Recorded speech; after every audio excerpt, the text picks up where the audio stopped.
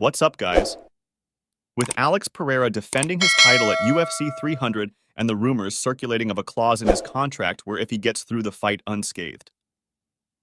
Alex would be heading to UFC 301 in Brazil just 3 weeks after UFC 300. Which begs the question that has always bugged me as an MMA fan and something I have never understood. Why is there still weight cutting in the UFC? So many times we have heard of a fighter putting on more than 20 pounds after weigh-ins or before they step into the cage. Countless times we've seen fighters near death trying to cut the weight for a specific 4-hour time gap, only to go on to rehydrate. Not to mention, doing all of this the day before you are going to step in the octagon with someone whose sole intent is to try and separate you from your consciousness. No matter how you slice it, that can't be good for you.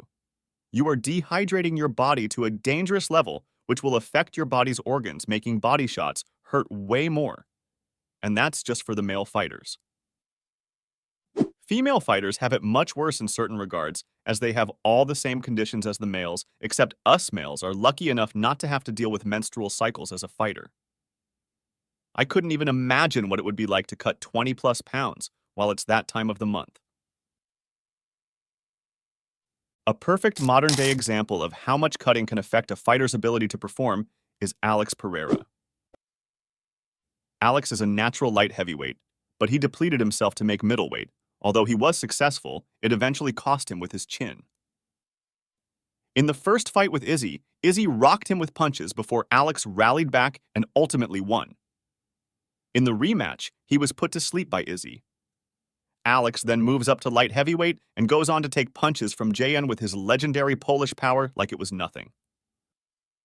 Surely there were other factors that went into play, but would middleweight Pereira have taken those shots from John and Jiri? And on the point of Jiri, Alex came through his fight with Jiri without a scratch on him, which could be largely in part to the fact he hadn't severely dehydrated himself to make weight 24 hours before the fight.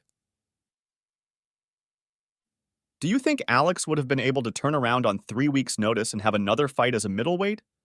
Or would the weight cuts be too much?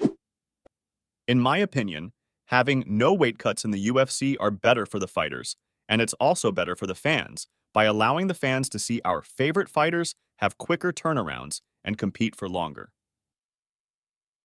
One way to potentially fix this issue would be to simulate something similar to One Championship, where they have a hydration rule, which involves proving you are hydrated when weighing in.